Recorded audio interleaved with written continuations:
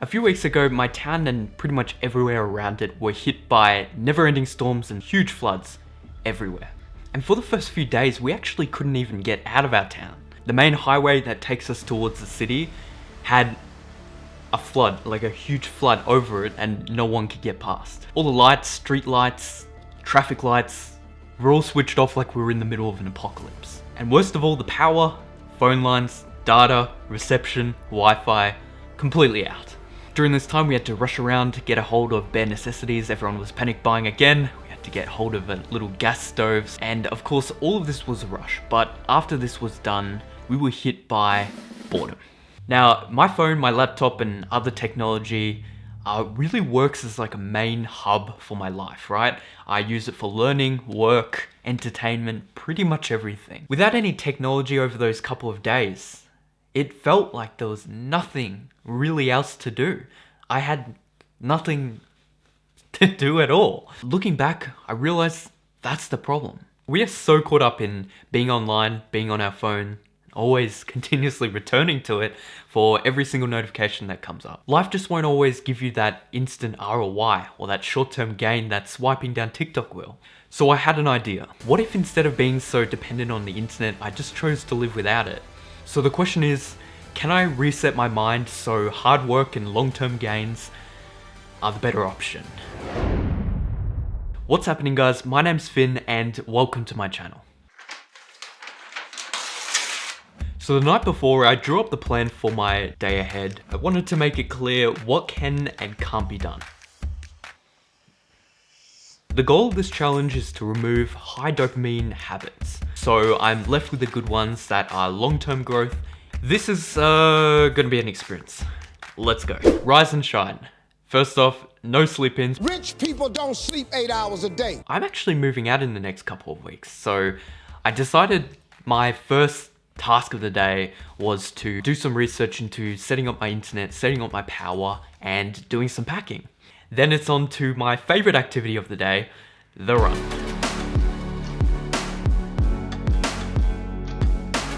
Now, I've seen a lot of people not include fitness into their detox. I chose to include it because for me, this challenge is about doing what's meaningful to you. After getting back, usually during the middle of winter, I choose to have a warm shower, but no, this time it was a cold one. That was way colder than I thought it was gonna be.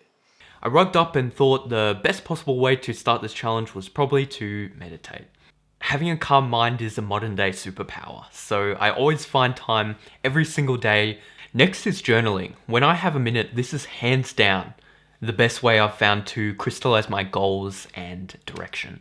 So my morning routine is designed in a way that's quite practical. I really can understand what needs to be done that morning. Between the morning and the rest of the day, I've formed a habit that I get on my phone at that time, just as we're about to, switch gear into action.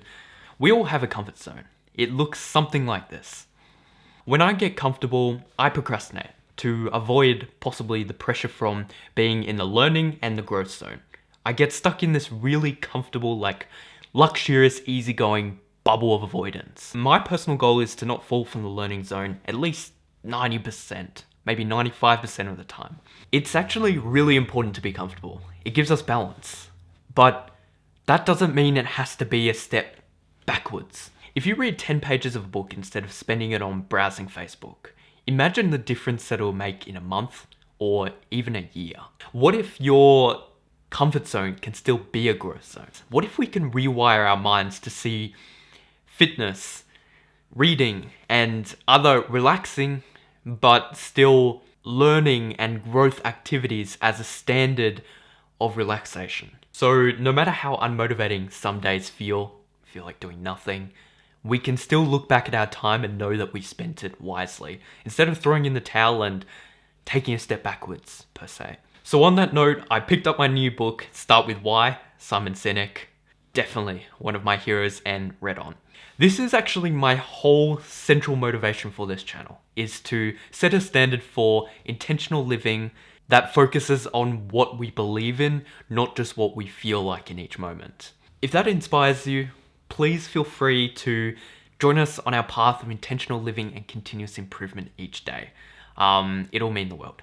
A few hours later, I was amazed at how many times I subconsciously opened up social media and started looking. It would happen after I finished something, and there was just this brief moment, this brief pause of transition from one task to the other. In between there, I would get on the social media without even noticing. It's funny, you don't really realize how addicted you are to something until you try actively avoiding it. Later that day, I decided to do nothing for a bit. Like, actually doing nothing. I don't remember the last time I just sat there and didn't do anything, because when I'm not doing anything, I'm, again, usually on my phone. Now, it might sound really boring not doing anything, but funny enough, this was actually like a fresh breath of air. I was invested in the moment. I looked around, I saw the bushes, the trees, how the land was carved around our neighbors' houses, huge mountain ranges, and the sky above it.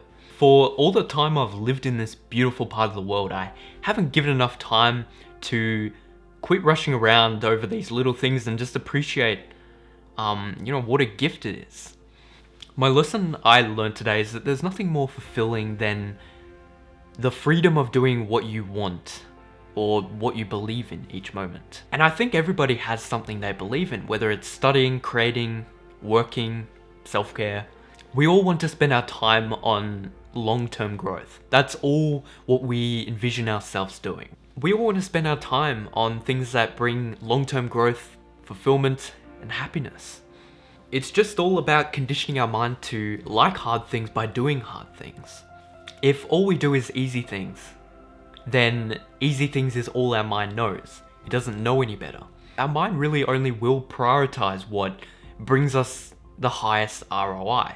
And in a lot of cases, if all we do is focus on easy things, then short-term gains is what our mind likes. That's what it likes to do, because it's easy, it's fast, and it's convenient. This is entirely my opinion and my experience, but the harder something is, the more challenging, the more adversity that's involved in order to overcome that, the greater the reward. It works in direct proportion. And the most effective way that I've found in order to appreciate the hard things is to essentially cut off the easy things. It felt almost like camping. When you go out camping for a week, it resets all your levels, like what time you go to bed, what time you wake up. And essentially it's just a natural way of resetting your mind so you have the freedom to be able to do what you actually want to do without all the resistance. Getting a bit tired. Thanks so much for watching, guys. I really appreciate it. I hope it's brought you value. Peace.